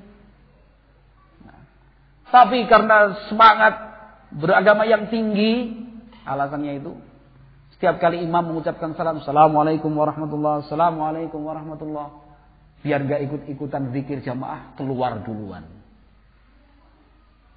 Masyarakat kan bingung. Ini anak muda ini datang dari Bandung kuliah di sana. Anak pinter. Dulu anak TPA kesayangan dan harapan kita. Kok sekarang kayak gini? Harapan kita nanti kalau dia sudah pulang dari Bandung jadi seorang insinyur. Nggak ada ya insinyur sekarang. ST, sarjana teknik. Sarjana teknik. Orang kampung kan bilangnya begitu. Nggak fasih mereka bilang sarjana teknik itu. Nanti pulang ke kampung bisa membina adik-adiknya di TPA ini. Kok ini sama sekali nggak menegur kita? Nggak menegur kita. Ketika ditanya, Barok berlepas diri dari kesyirikan dan ahli kesyirikan. Berlepas diri dari bid'ah dan ahlul bid'ah. Ya akhi, seperti yang saya katakan tadi, kemungkinan besar mereka itu dalam keadaan jahil. Tidak mengerti kalau kesyirikan yang mereka perbuat itu adalah kesyirikan yang membuat Allah murka. Mereka sebenarnya tidak mengetahui bahwa hal itu adalah bid'ah. Karena mereka selama ini meyakini yang seperti itulah yang diajarkan oleh Islam. Seperti itulah agama yang dibawa Nabi Muhammad SAW. Mereka butuh pencerahan, diskusi, komunikasi yang baik. Jangan malah membuat orang bingung. Kemudian membuat orang menuduh kita dengan tuduhan yang macam-macam. Ini kayaknya satu kelompok dengan Dr. Azhari. Oh, yang lain nambah, ya benar. Saya kemarin baca di koran, katanya kelompoknya Nurdin M Top itu orangnya tertutup, eksklusif. Kan gitu misalnya. Tidak berinteraksi dengan tetangganya. Wah, betul lah. Yang repot orang tuanya. Kamu ini buat bapak sama ibu sedih, nak. Loh, kenapa toh, Bu? Itu tetangga pada ngomongin kamu semua.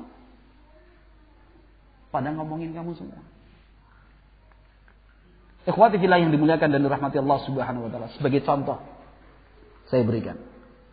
Katakan di masjid itu sudah menjadi kebiasaan masyarakat. Selesai sholat, zikir bersama. Tidak perlu kita keluar meninggalkan masjid itu dengan alasan menghindari zikir bersama. Kita kan bisa berzikir sendiri. Tidak usah ikut dengan mereka. Nah, tetap seandainya kita selesai salam, imam salam kemudian kita keluar, kita nggak bisa berzikir dengan tenang. Apakah setiap kali sholat harus seperti itu? Zikirnya kan boleh di jalan, Ustaz. Boleh di rumah juga, boleh sekali-kali ketika kita punya uzur. Tapi selagi kita memiliki kesempatan berzikir di tempat, selesai kita melaksanakan sholat. Kita tidak bisa melaksanakan sholat sunnah di tempat tersebut. Nah, kita akan mengganggu jamaah yang ada di belakang kita, soft di belakang kita.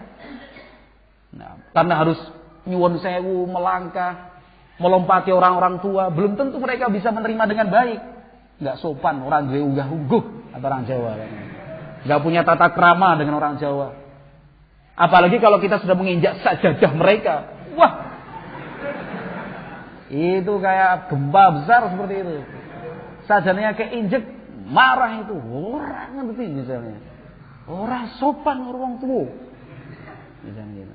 Apa kemudian kita menjerumuskan diri dalam konflik-konflik seperti itu? Coba bandingkan dengan seorang pemuda yang terbimbing dengan ilmu dan hikmah.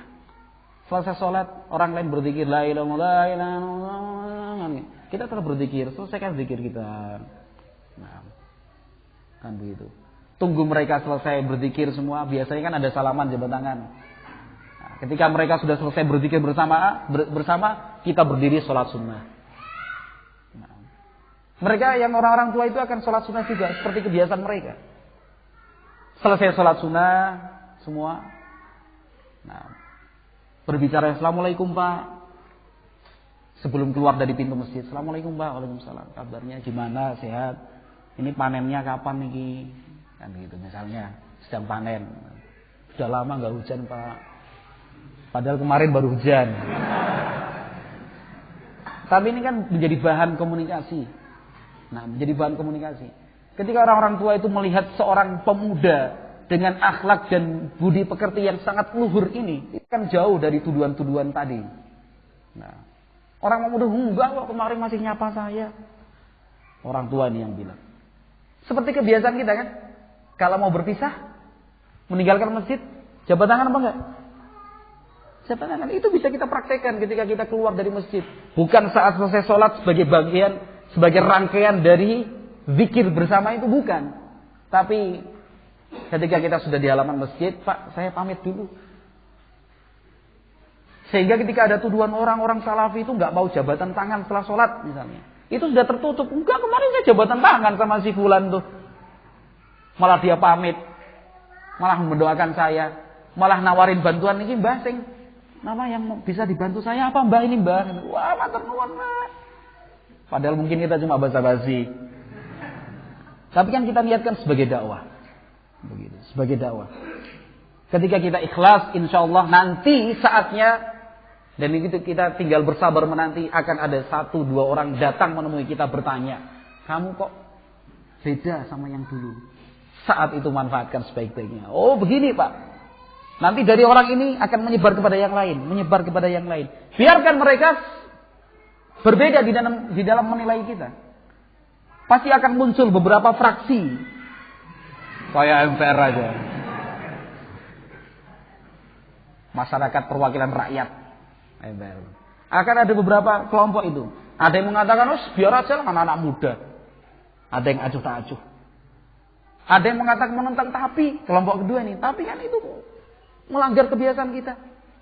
Ada kelompok yang lain mengatakan, tapi meyakinkan sekali ya dia cerita itu.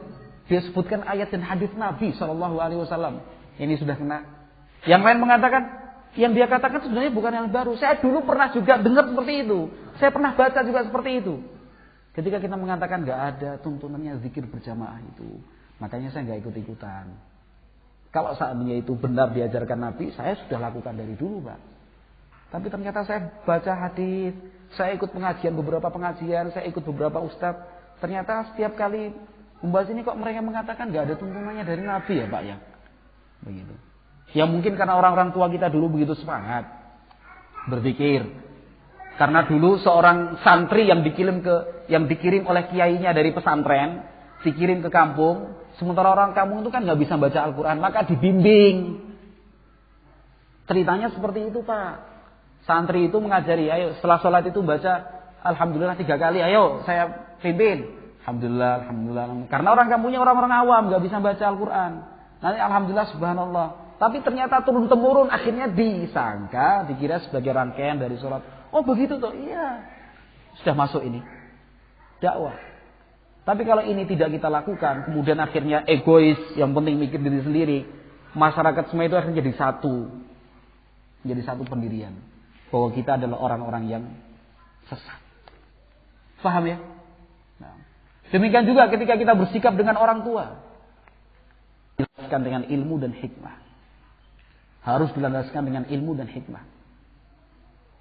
Sebelum kita mengatakan, Pak, Bu, saya selama di Bandung ikut kajian-kajian salaf. Setelah saya cermati ternyata kajian salaf itu adalah kajian yang terbaik selama ini saya ketahui. Sebelum itu kita sampaikan kepada orang tua, lebih baik ambil langkah nyata dulu. Buat orang tua itu kaget, heran-heran gitu. Wah, buat shock orang tua itu. Tapi shocknya dengan cara yang baik. buat orang tua itu kaget melihat perubahan kita yang menjadi lebih baik. Begitu. Orang tua kita mungkin seorang pekerja di kantor. Hari Senin pagi berangkat, pas kita liburan ke rumah, pulang liburan semesteran misalnya, atau cuti. Nah, pas bapak mau berangkat ke kantor, ambil sepatunya, semirkan. Semir. Wah. Sebentar Pak, tak semir dulu. Orang tua kan, wah, kamu gak pernah nyemir, sekarang nyemir. Ya, sayang bapak. Bukan sayang anak, sayang bapak. Nyir kan gitu misalnya. Seperti itu. Malam-malam di dapur main bus. Ibunya kaget karena ibu kan penguasa dapur. Ibu itu ya kan, betul nggak? Seorang ibu, seorang istri kan penguasa dapur satu-satunya. Laki-laki, suami, anak, ayah harus tunduk dengan perempuan kalau urusan dapur kan begitu istilahnya. Malam jam 2 ibunya ngintip, Pak. Bangunkan suaminya, itu ada apa di belakang itu di dapur? Kok suara biar. Bapak yang keluar ngintip sama, oh ternyata anak mudanya yang datang dari Bandung sedang cuci piring. Ini kan luar biasa ini. Bapak ibunya geleng, kok kayak gini anak kita ini. Ini namanya kaget ya, buat shock orang tua itu. Buat shock orang tua. Tapi shocknya kan shock yang baik. Jangan tiba-tiba anak bapak terkena narkoba. Allah Akbar. Misalnya, ini anak bapak ditemukan tertangkap sama teman-temannya ikut geng motor. Astagfirullah. Anak bapak meninggal kemarin pas ini. Bonek dari Surabaya bertemu dengan sudah dilempari di Solo. Ini kan orang tua shock sudah. Cuma lihat sudah nggak usah diganggu. Hidup lagi kita. Kita lihat anak kita ini kenapa ini. Orang tua masih belum percaya. Kenapa anak kita ini? Selesai saat subuh sudah bangun misalnya. Assalamualaikum di masjid, nggak langsung pulang. Tapi ngobrol dulu sama takmir masjid, sama teman-teman lamanya. Jangan lupakan teman lama kalau sudah punya teman baru. Kan gitu. Sampai pulang ke rumah sudah agak siang. Bapak ibunya dari mana? Dari masjid tadi Pak. Kan gitu. Ambil sapu, nyapu. Bapak ibunya ini ngapain anak ini? Kan gitu.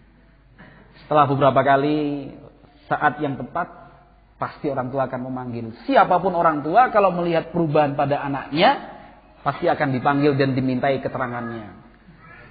Pasti itu berubah. Anaknya murung ini, pasti akan dipanggil. Kamu kenapa nak? Itu kan orang tua yang baik. Dipanggil. Begitu. Kamu ini kenapa? Bu, ini baru kesempatan masuk. Saya sebenarnya kemarin waktu kuliah, aktif kuliah di Bandung itu, ikut kajian-kajian pengajian. Mendengar pengajian-pengajian itu saya merasa bersalah sekali, Bu. Loh kenapa? Ternyata selama ini saya bukan anak yang berbakti kepada orang tua. Oh enggak, kamu itu sudah baik. Tapi kan saya merasa bersalah, Bu. Nah, gitu. Selama ini saya kalau bicara sama bapak ibu, suaranya agak tinggi, bahkan pernah bentak-bentak. Saya mohon maaf Bu ya. Wah kan ibu, oh ya sudah udah. Ya makanya saya pengen merubah sekarang. Saya ingin selama di rumah pengen bantu bapak, pengen bantu ibu. Pokoknya kalau bapak ibu nyuruh apa saya sudah siap. Apa yang dikerjakan? Kan itu. Artinya hubungkan perubahan itu dengan pengajian salaf yang kita ikuti misalnya. Ketika suatu saat nanti kita perubahan-perubahan itu semakin banyak misalnya kan begitu. Perubahan semakin banyak. Orang tua sudah gak kaget lagi.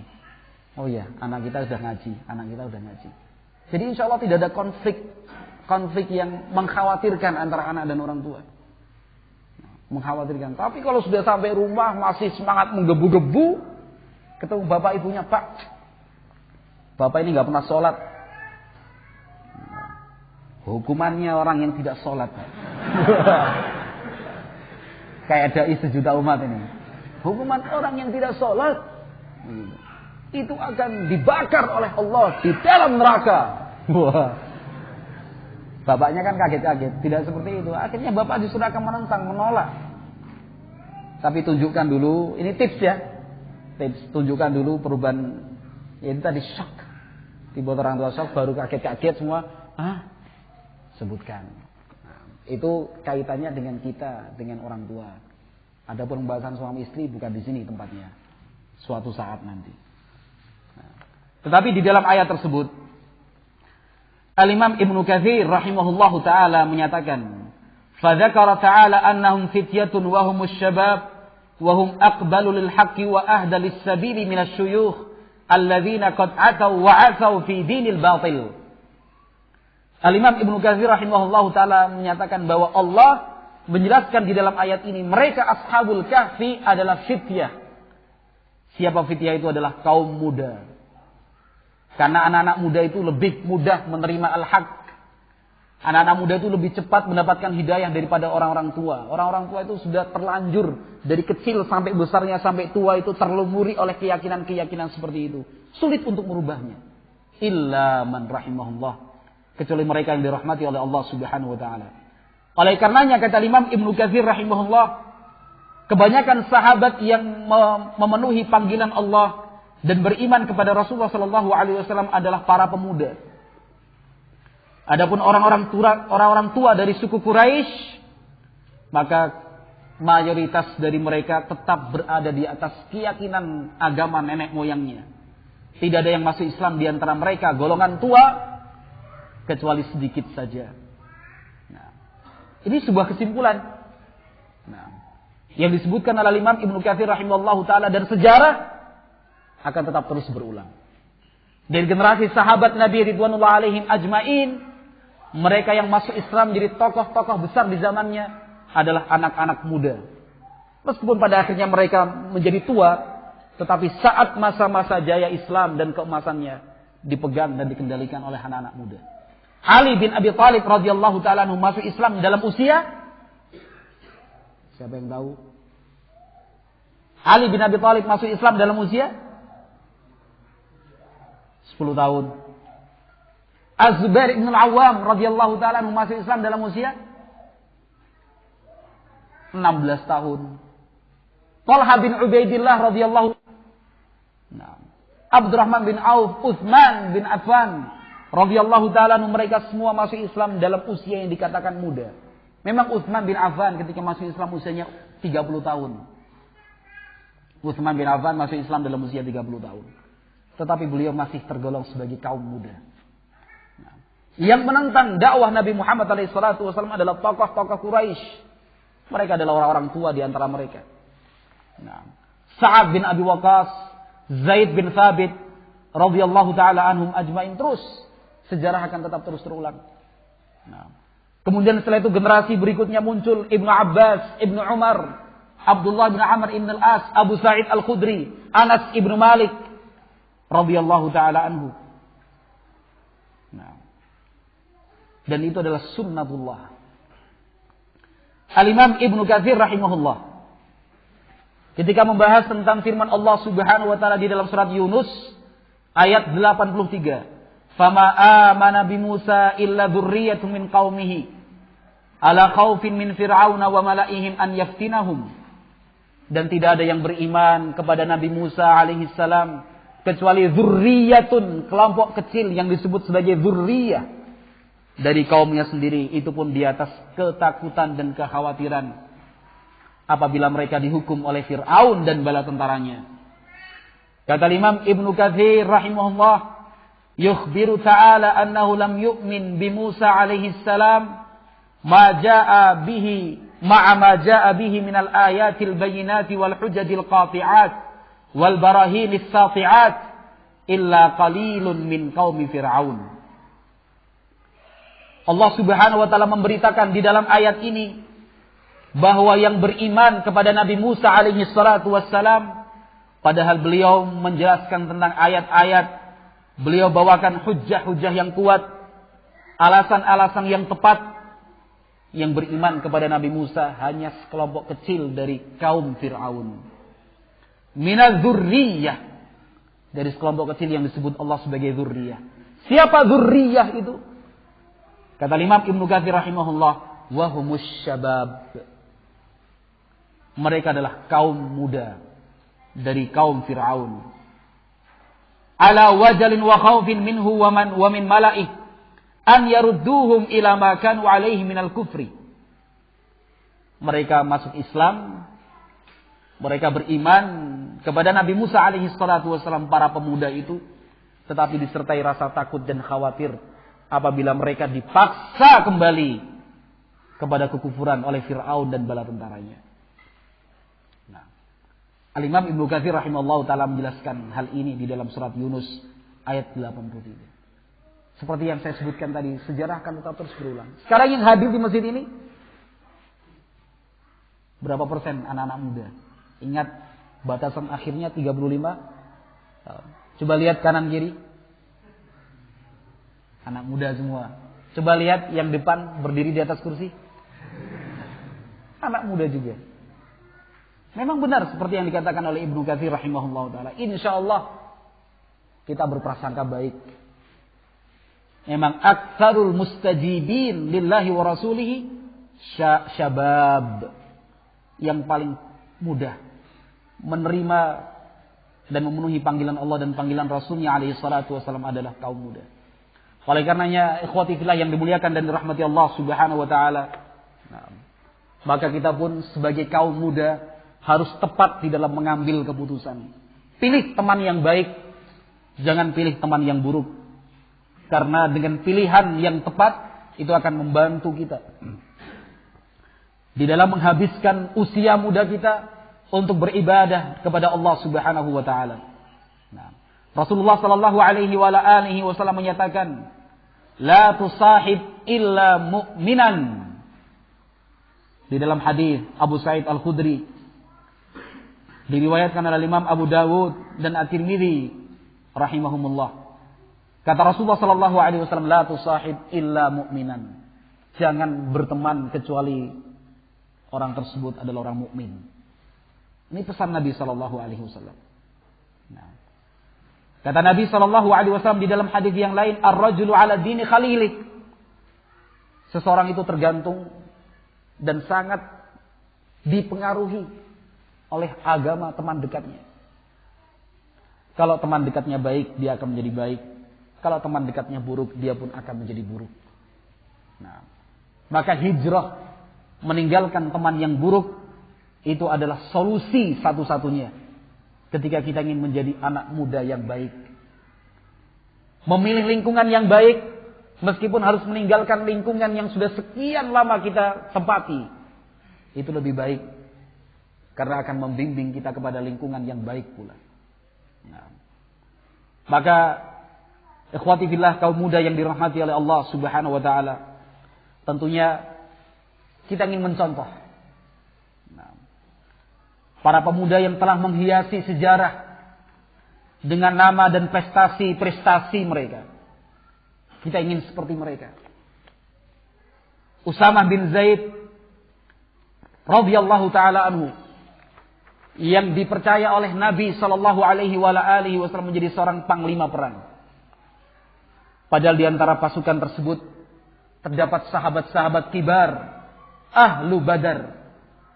Mereka yang mengikuti perang Badar. Usamah bin Zaid. Nah, memang tidak ada satupun riwayat yang memastikan berapakah usia Usamah bin Zaid saat itu. 16, 17, 18. Tetapi para ulama sejarah sepakat bahwa usia beliau saat itu belum mencapai usia 20 tahun. Radhiyallahu ta'ala anhu. Nah, sebuah kepercayaan besar diberikan Nabi Shallallahu Alaihi Wasallam untuk seorang pemuda. Tetapi kepercayaan itu bukan kepercayaan yang datang begitu saja.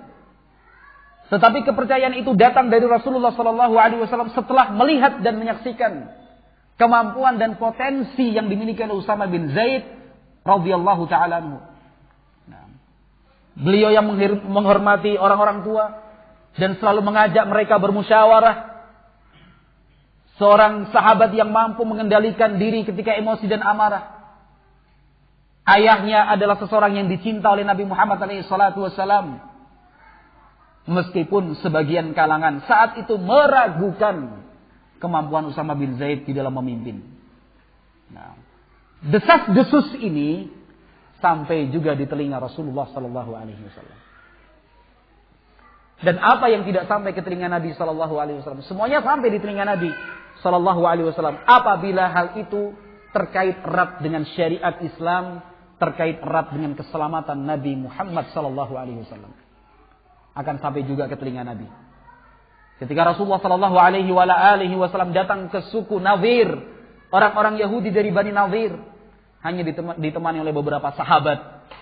Nah, kedatangan Nabi dengan maksud yang baik, meminta kepastian berapakah tebusan harta yang harus diserahkan.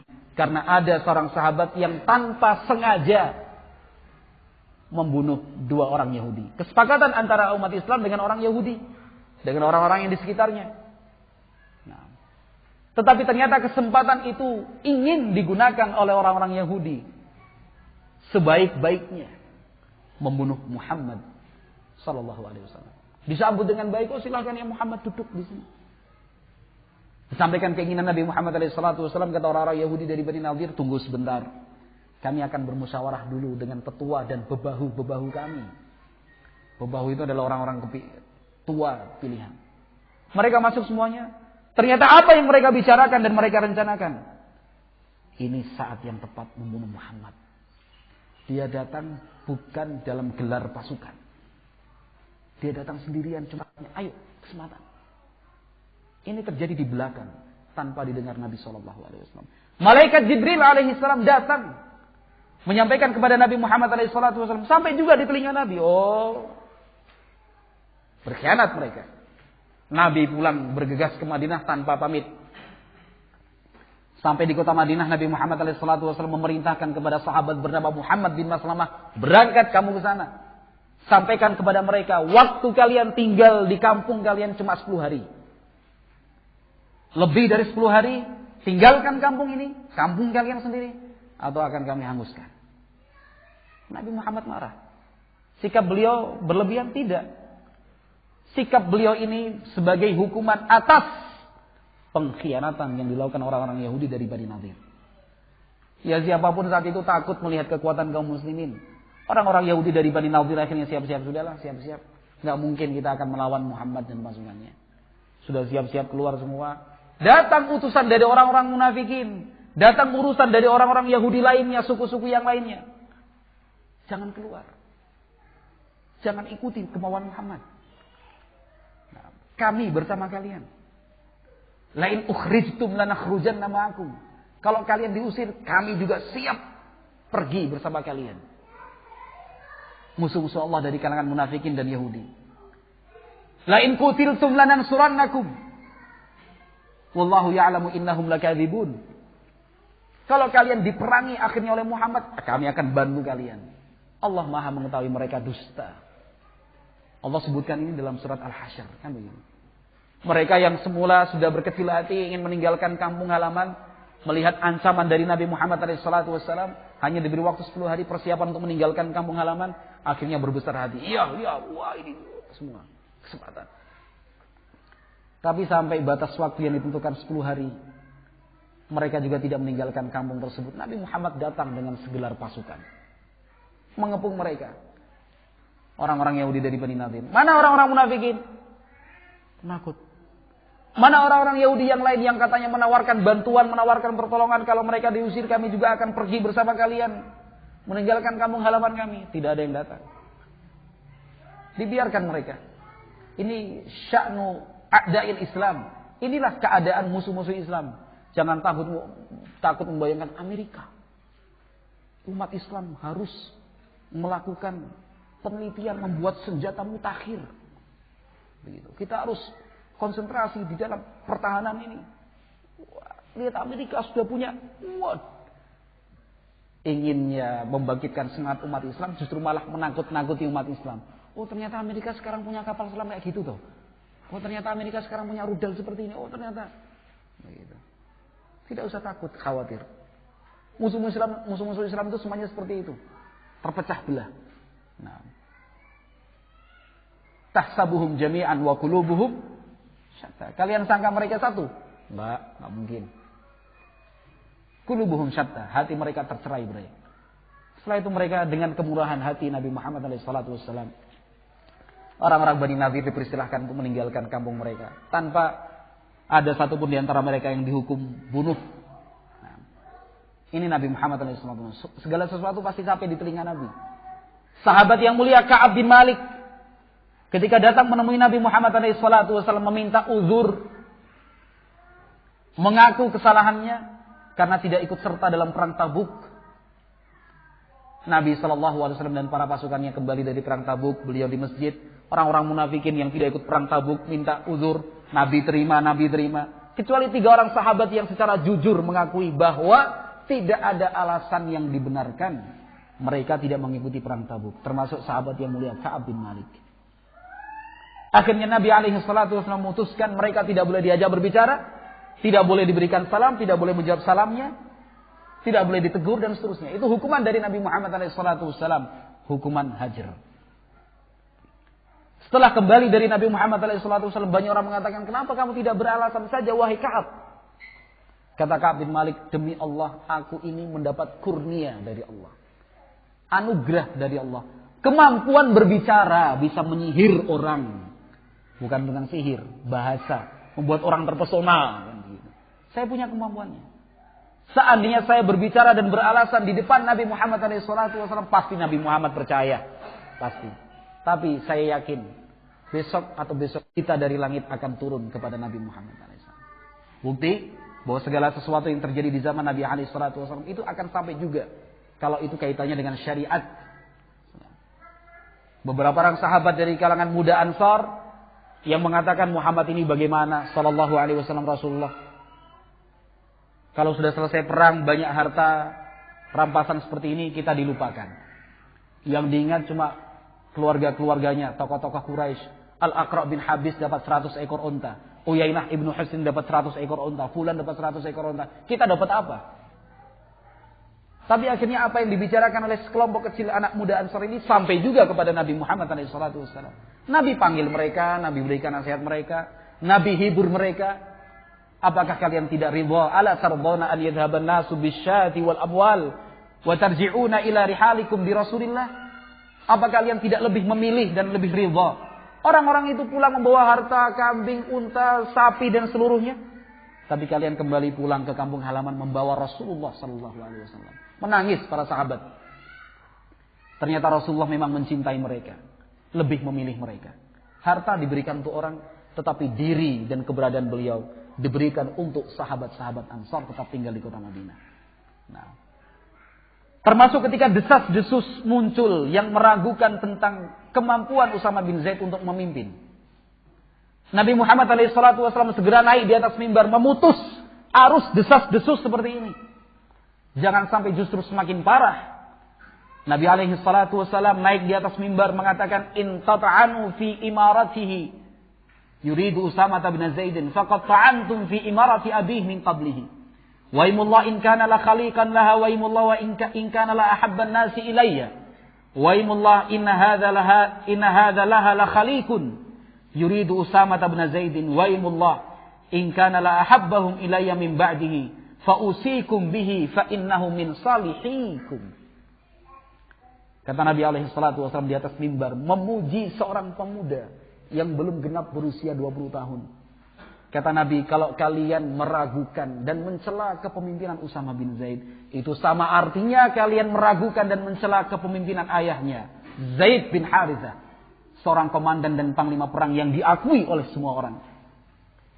Demi Allah, Usama bin Zaid ini sangat tepat dan cocok untuk memimpin. Nah, demi Allah, dia ini adalah orang yang paling aku cintai, termasuk orang yang aku cintai. Nah, demi Allah, sesungguhnya dia ini, yaitu Usama bin Zaid, termasuk orang yang aku cintai setelah ayahnya. Fa'usikum bihi, maka aku titipkan wasiat kepada kalian dengan Usama bin Zaid. Fa'salihikum, karena sesungguhnya Usama bin Zaid ini termasuk orang-orang saleh di antara kalian. Seorang pemuda belum genap berumur 20 tahun. Kita sekarang yang sudah melewati batas umur 20 tahun pernah memimpin sebuah pasukan perang? Ya enggak ada. Mau perang di mana? Tetapi paling tidak di bawahnya. Nah, apakah kita mampu menjadi seorang pemimpin yang adil, pemimpin yang saleh, pemimpin yang dipilih, bukan yang meminta untuk dipilih, membayar sana sini pilihan pemimpin, Ketua Himpunan Mahasiswa Islam Indonesia. Utusan dari HMI cabang seluruh Indonesia. Semuanya dapat amplop akomodasi. Dari Pak siapa? Pak A. Oh iya. 2 jam kemudian datang amplop berikutnya. Titipan dari Pak B. Calon Ketua HMI berikutnya. Dan itu terjadi. Karena saya pernah dapat cerita dari Ketua Satgas Pengamanan Pemilihannya. Sudah ngaji dalam ini. Iya, kami dulu bahkan pernah disuruh untuk mengancam datang. Oh, begitu toh. Iya. La haula wala quwata illa billah. Jadi pemimpin aja harus bayar. Padahal kalau bagi seorang anak muda yang entrepreneur, bener gitu, wira usaha, wira swasta, uang sejumlah itu sudah menjadi sebuah modal besar untuk membuat usaha kuliner. Usaha pembibitan lele dan ayam petelur. Bisa digunakan untuk membuat sebuah usaha namanya keripik kentang. Misalnya. Sudah cukup itu daripada bayar orang. Sudah cukup. Nah, ini kita harus berpikir dulu ketika sebelum umur 20 tahun, apa yang telah menjadi prestasi kita? Prestasi di dalam agama, prestasi kita di hadapan Allah Subhanahu wa taala. Sebelum menginjak usia tahun berikutnya. Kalau kita sekarang 23, jangan sampai usia 24 nanti kita belum mendapatkan apa-apa. Kalau sekarang kita 27, nanti jangan sampai lepas dari umur 30, 31, 32, belum ada karya besar yang telah kita hasilkan. Sebuah karya yang kita persembahkan kepada Allah Subhanahu wa taala. Nah. Zaid bin Thabit radhiyallahu taala anhu disebutkan di dalam Sahihul Bukhari. Nah, seorang sahabat yang ditugaskan oleh Abu Bakar As-Siddiq radhiyallahu taala anhu untuk mengumpulkan Al-Qur'an. Apa kata sahabat Abu Bakar As-Siddiq radhiyallahu taala anhu? Innaka syabun aqilun wala nattahimuk. Wa qad kunta taktubul wahya li Rasulillah sallallahu alaihi wasallam. Fatatabbi'al Qur'ana fa'ajmi'hu. Kata Abu Bakar kepada Zaid bin Thabit, sesungguhnya engkau wahai Zaid adalah seorang pemuda yang cerdas. Dan kami tidak memiliki sedikit pun keraguan kepadamu. Kamu dulu menulis wahyu untuk Rasulullah sallallahu alaihi wasallam, maka sekarang carilah Al-Qur'an itu, kumpulkan dari setiap catatan-catatan sahabat, dari setiap dada-dada para sahabat, kumpulkan menjadi satu. Ini Zaid bin Thabit radhiyallahu taala anhu. Demikian juga Ibnu Abbas sebagai tokoh di dalam kesabaran talabul ilmi syar'i. Demikian juga sahabat yang lain. Nah,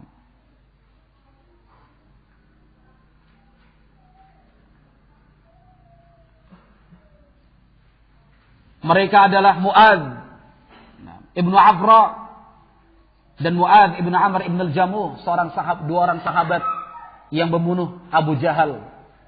Nah, demikian juga ikhwati fillah yang dimuliakan dan dirahmati Allah Subhanahu wa taala, sejarah mencatat para nabi. Mereka anak-anak muda Nabi Ibrahim alaihi salatu wasalam. Sami'na fatan yadhkuruhum yuqalu lahu Ibrahim. Kami mendengar ada seorang anak muda yang bernama Ibrahim. Nabi Ismail alaihi salatu wasalam yang selalu tunduk dan taat. Kalau itu adalah perintah dari Allah, laksanakan wahai ayahku. Padahal dia harus disembelih dalam keadaan hidup-hidup. Nabi Yusuf alaihi salatu wasalam, seorang anak muda. Yang dipercaya menjadi seorang pemimpin. Yang mengurus perbendaharaan sebuah negeri besar. Demikian juga sejarah telah mencatat anak-anak muda yang lainnya.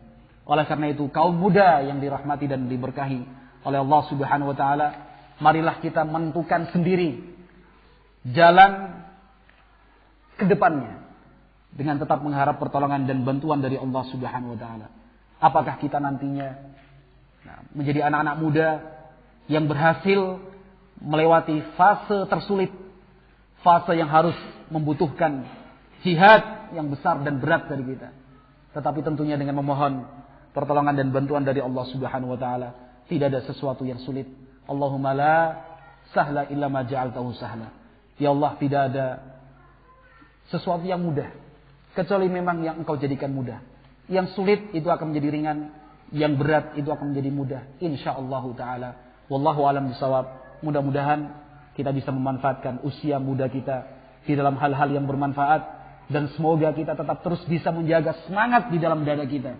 Menjadi anak-anak muda yang berbakti kepada Allah dan Rasulnya sallallahu alaihi wasallam. Dan nanti di dalam surga Allah subhanahu wa ta'ala, kita pun insya Allah akan menjadi anak-anak muda yang dipimpin oleh Al-Hasan dan Al-Husain radhiyallahu ta'ala anhum ajma'in.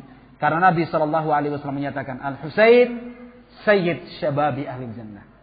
Al-Hasan dan Al-Husain adalah pemimpin dan tokoh anak-anak muda nanti di surga. Wallahu a'lam bishawab. Mudah-mudahan yang sedikit ini bermanfaat. Dan semoga Allah subhanahu wa ta'ala merahmati kita semua. Dan semoga Allah subhanahu wa ta'ala memberikan keikhlasan untuk kita dalam berucap dan beramal. Kita tutup dengan doa kafaratul majlis. Subhanakallahumma wa bihamdik. Asyhadu an la ilaha illa anta astaghfiruka wa atubu ilaik. Wassalamualaikum warahmatullahi wabarakatuh.